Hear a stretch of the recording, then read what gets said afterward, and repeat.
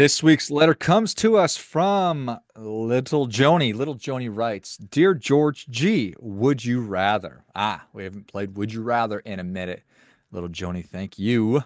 Dear George G, would you rather listen to the talking heads on the television spew on about tariffs, or would you rather hit your thumb with a hammer? Whew, that's a tough question right there. Anybody who's ever hammered a nail has probably had the experience of bringing that hammer down on your thumb and knowing just how lousy that is. Ouch! Ouchie!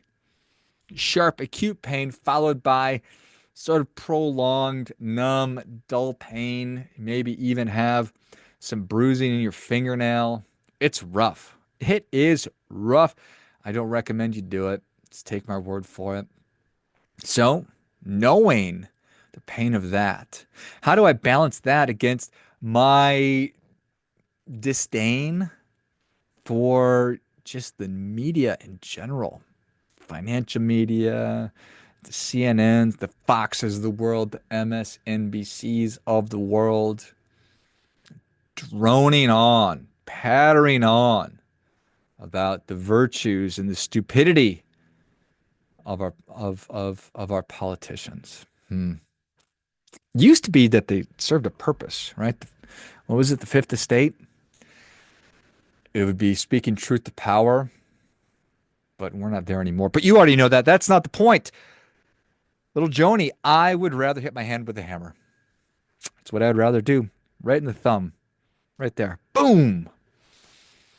And I guess after I'm done with this, I'll go do that. It doesn't specify. I could use a rubber hammer. All right, it's kind of a little workaround, Joni. Sorry about that. It's still not going to feel good, but I will take it. I will take it. Anyway, tariffs, tariffs, tariffs. Can't get away from tariff talk these days. And I didn't realize, and maybe you didn't realize either, that tariffs are new. They've not been imposed by other countries or our country for hundreds of years. Oh, wait, they have been. They've been around for a really long time. Wait a minute. But we're the only ones that do it? No. Mm-mm. No other countries. In fact, every other country that's a sovereign organization or country on planet Earth imposes some form of tariffs. Did you know that? Listening to the media, you probably wouldn't think that. You probably wouldn't know that. But it is kind of an exhausting thing. And one of the challenges that we have, and I'm going to get into sort of a background on tariffs and what is, at least from my perspective, I'm going to try to suss out what's really going on here. But we engage way too often as individuals and then collectively in very short-term thinking. And perhaps a good way to also, as a comparative, is to think about a publicly traded company versus a private company.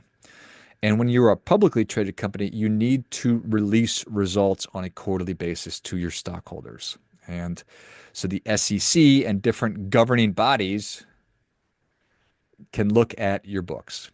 And what that causes you to do a lot of the time is to think in more short term.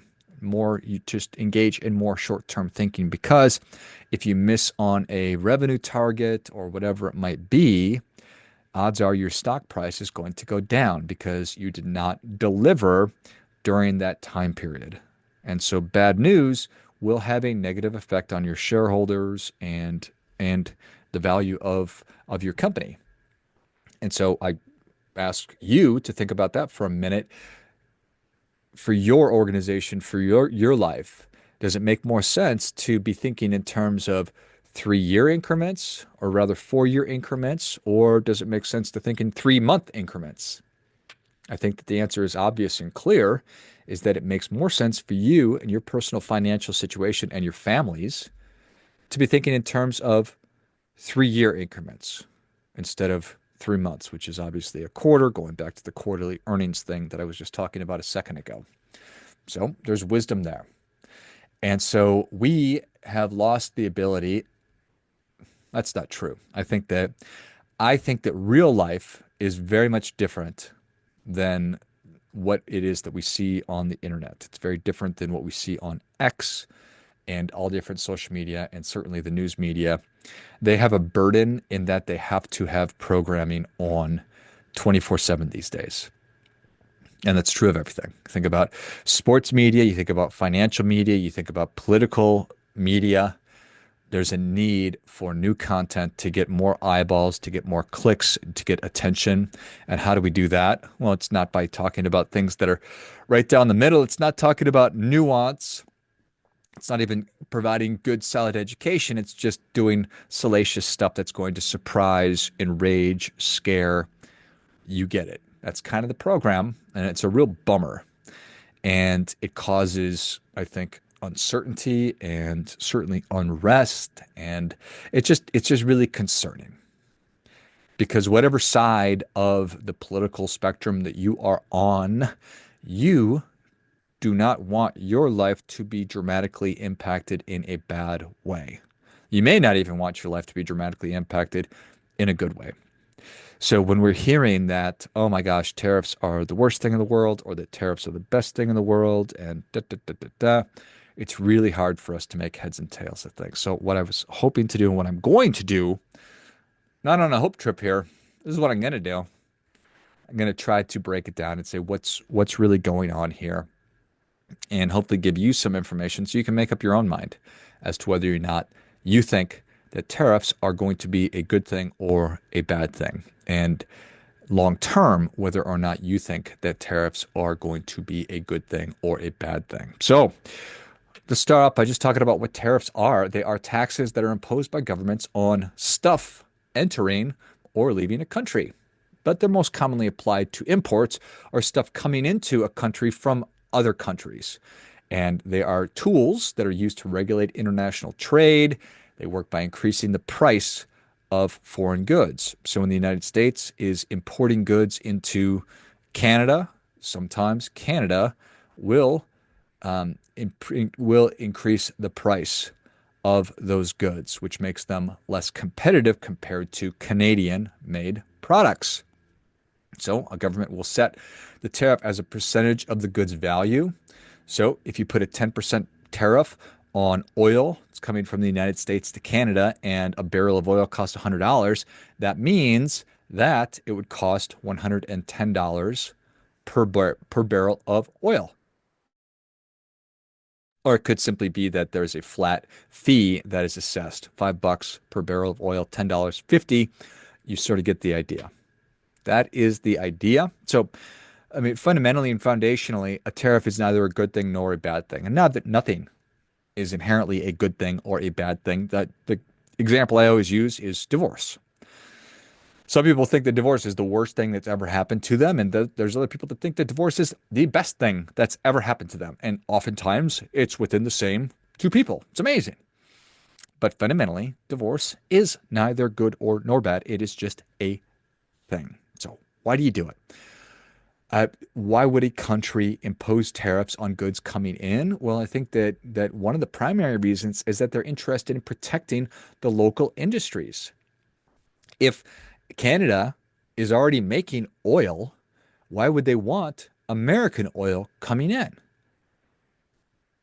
The thought being that Canada should be most interested in Canadian companies and supporting them more so than propping up and supporting foreign countries and foreign interests. So I don't think that that's a crazy thing. Second, I think that tariffs certainly generate revenue for the government that is imposing the tariff, especially in countries where their tax systems are less developed. So there's that. It's a revenue generating device. Third, can also be used as a political lever, which we're seeing right now with the current administration utilizing tariffs. At least that's what we're thinking on the outside in. I don't have any idea. Well, that's not true. We have a lot of data and a lot of recorded conversations of Donald Trump talking about tariffs for literally decades. And I'm going to talk about that in just a minute. But that's something that is absolutely going on right now. And we're seeing it play out in real time. So it's an interesting thing. So do other countries have tariffs on the United States of America? We're up in arms about the United States, us putting tariffs on the goods of other countries coming in, well, are they already doing that to us? And it's difficult to figure out what the exact number is, but nearly every country in the world, again, 195 sovereign nations, impose some form of tariff or import on goods that are coming into their country. It's a standard practice to regulate trade, protect industry, and generate revenue. Here's the thing, is is it benefiting us? These tariffs, have they been a benefit to us? Well, the answer is no. Last year, in 2024, we had an overall trade deficit of $918 billion. So we had a deficit, along with our other deficit, of $918.4 billion last year. The largest gap coming from China, almost half of it at 900 or 295 billion. The European Union, 235 billion. Mexico, 171 billion, and Vietnam, 123 billion dollars. So I'm not much of a math guy, but that's almost the entire number right there. It's a big chunk of it. Just those entities, China, Mexico, Vietnam, and the European Union, which is obviously a union of different European countries. So again, United States with a trade deficit of $918 billion. So that means we are taking it on the chin when it comes to trade, when it comes to tariffs. So talked about why it is that we're doing that, talked about the reasons behind it. There are lots of different kinds of tariffs. I talked about how a lot of the time it's a flat fee, or if it's simply or it's a percentage. The downside to a tariff is that what you're potentially doing is you're going to be raising prices for the citizens of your country. Okay? And there's a risk of that, or it's a guarantee that that's going to happen. Right now, the United States is pushing for higher tariffs on stuff coming from Canada, Mexico, and China. And people are worried that that's going to cause inflation and disrupt different trade balances. But I just talked about how we're already running this massive trade deficit. So why is Trump doing this now? What is the thinking from Donald Trump himself and from the administration on why this is happening now? Well, he is and pushing for, obviously, an America First agenda. Make America great again. So this is certainly part of his playbook. I think that the primary purpose is to boost the United States, to boost our manufacturing once again, and create more jobs by making foreign goods more expensive, encouraging United States companies and encouraging United States consumers to buy American-made products. So encouraging companies to reshore manufacturing, to reshore production, meaning bring it back from wherever it went, and then to really promote Buy American from you and I, so the United States citizens. Okay?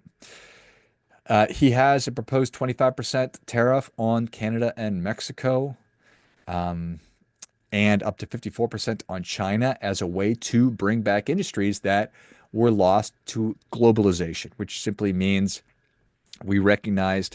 companies here in the United States recognized that it's extremely cost effective to send manufacturing jobs to other countries as opposed to doing it here. And the short-term thinking, again, it's going to go back to that, was that it made the balance sheet of these companies really good.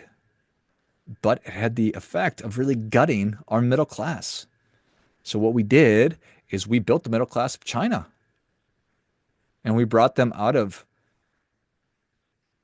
really increased the success of China by exporting a lot of our jobs and our manufacturing there.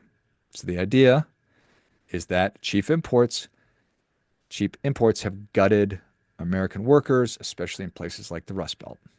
So is it possible to bring that back? And I know that there's a lot of conversations about that, but that is the idea. At least that's one. I talked about the $900 billion trade imbalance. Well, I think that needs to be addressed also. Trump has been fixated on this for a really long time, a really, really, really, really, really, really long time. And from his perspective, leveling the playing field by punishing nations that he sees as unfair traders is a positive thing. So the higher China tariff targets what he calls a horrible abuser of trade norms aiming to force concessions or shrink their market share. And there's also a revenue angle. Tariffs bring in billions of dollars. Billions. Trump's team has floated numbers like 2 trillion over the years to fund tax cuts on border security, stuff like that. Um, so there is a lot going on. The critics of Mr. Trump, President Trump, rather, say that his real purpose is just populist optics as opposed to economic logic. Who knows? Who's to say? It certainly feels and appears, from my perspective, that he's very committed to this. Now, things might change in a snap of the fingers really soon, and it all could have just been bargaining chips, and he could just be trying to play 3D underwater chess, as so many of his supporters say that he does. And maybe he's trying to think ahead, or maybe it really is a way to increase revenue and do whatever it is that he's interested in doing. But here is here is really what my perspective on this is that I think that he is betting that short-term pain, which is the form of higher prices to you and I, will yield long-term gains, which is the revival of our industrial production, our manufacturing, all of these things. And of course, this is all reliant on our ability to be patient with these things and our national pride and everything else that all the notes that he commonly hits on. So it comes down to that. I believe that at least he believes that it's the right thing to do for the long term, and that's not anything new. He's been talking about tariffs and trade imbalances for literally decades, way before he was a political operator. You can trace it back to in the 1980s when he was just a regular real estate mogul and media personality. As early as 1987, he took out a full page ad. In fact, he took out full page ads in major newspapers like the New York Times, criticizing the United States trade policies, slamming Japan for ripping off America. He argued that foreign countries were exploiting us by running trade surpluses while American workers suffered. So he's been sticking to that theme forever. By the 90s, he was doubling down on it. In a 1990 interview, he rallied against Japan again, saying, "They dump their cars and electronics here, and we do nothing about it." He floated tariffs as a fix, claiming the U.S. was a dumping ground for the world's goods. So Donald Trump has always been very plain in his language. And I think that that's one of the reasons that people have always liked him, frankly. Um, and it's a conversation for another day as to whether or not his level of decorum is appropriate for his office, but here we are. So, but it wasn't just Japan. By the 2000s, he had shifted to China as well, commenting on their rise as a manufacturing powerhouse in 2000. During he considered running for president under the Reform Party, he proposed a 25% tariff on Chinese goods to address the growing trade deficit. So, and obviously, here we are today, 25 years later, quarter of a century later, and nothing's changed. So, interesting. What has changed is that the United States is in a far worse position economically than we were back then, and China is in a far greater, better position than they were 25 years ago. So, you certainly talked about when he launched the 2015 campaign that tariffs and trade imbalances were a big part of it. So he's been talking about it for a long time. He has been talking about it for a long time. I don't know that anybody would call Donald Trump a trained economist, but again, I think that that's one of the reasons that people are attracted to him because he's certainly enjoyed a lot of success as a business person. And I don't know that the average American has a lot of respect or appreciation for trained economists, any more than we have a lot of respect or appreciation for so many of the institutions that are in America right now. I don't know the answer to that question. We could very well have all the appreciation for economists, and no shade on economists. Economists, like divorce, are neither good nor bad. They just are. Some of them are right, some of them are wrong. And of course, you got a lot of financial figures out there like Jim Cramer who apparently are wrong all the time, and that results in a good opportunity for us to make trades off of. But anyway, I think that the bottom line on a lot of this, assuming that he is simply interested in putting tariffs in place with the goal of reducing the trade imbalance and that trade deficit, and with the intention of bringing back jobs, manufacturing, to help reignite the American middle class, working class people. And obviously, it's not lost on me that a lot of manufacturing jobs aren't what they used to be. And there's a big question in a lot of people's minds as to whether or not a lot of Americans would be interested in taking a manufacturing job. So I don't know.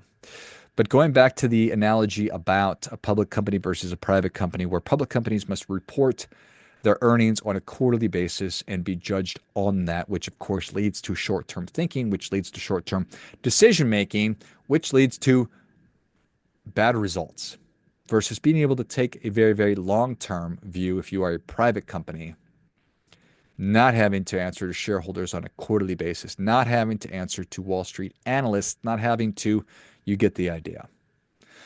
We got to pay now or we pay later.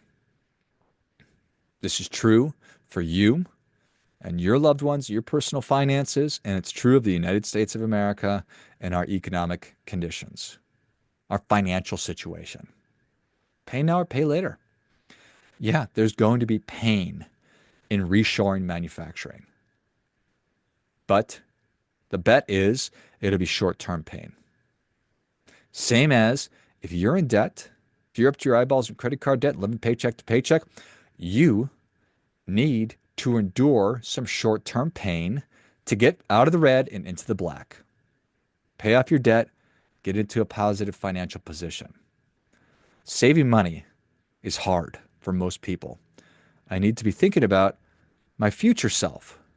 I need to be putting money aside for my retirement, not just spending it all today, even though I might like to. I might really want to just be on the hedonic treadmill and just making myself happy all the time and buying awesome stuff. But if I do that, well, the pain when I'm older is going to be awful. I'm going to be in a bad position. Pain shows up in every aspect of life, and you got to choose your hard. You're either going to enjoy or rather endure the pain of discipline, or you will endure the pain of regret. That's the choice. Endure temporary discomfort of self-discipline to achieve long-term goals, or face the potential lasting pain of regret from inaction. You cannot have it both ways. We do not get our cake and eat it too. We need to take a long-term view on our country and on ourselves and recognize that an ounce of prevention is worth a pound of cure. And when we are up to our eyeballs in debt, when we're running massive budget deficits and massive trade deficits, I don't understand why we're not more open to making a change, because what we're doing just isn't working. What we're doing is obviously not sustainable. So, little Joni, thanks so much for your letter. Would I rather hit myself in the finger, the thumb with a hammer, or would I rather listen to morons on TV drone on about tariffs? I'm taking the hammer. I'm going to go do it right now. Thanks for the letter. Maybe next time, don't make me choose between such horrific pain in the short term, but I'll take the short-term pain of the hammer on the thumb, just like I'll take the short-term pain of higher cost of goods, ensuring that my kids have a country to live in and an economy to work in. Friendly reminder, there's never going to be anybody more interested in your financial success than you are. Act accordingly.